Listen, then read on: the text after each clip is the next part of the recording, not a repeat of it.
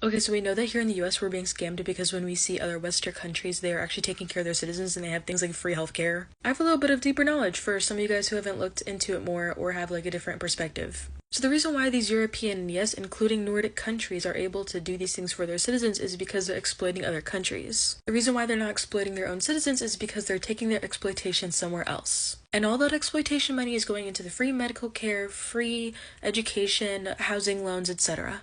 But here's the reason why we do not do that here in the US, despite the US also exploiting from other countries. It is because the powers that be here in the US are comfortable exploiting the people that live here. Now, why?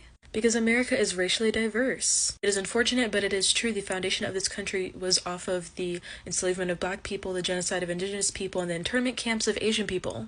In some of these countries where the population is majority 90% white, if they were to do things like take away healthcare that would impact like the lower class, it would impact too many white people. But over here in the US, like the lower class, it's like, okay, it's an acceptable amount of white people compared to the amount of people of color that we are disenfranchising.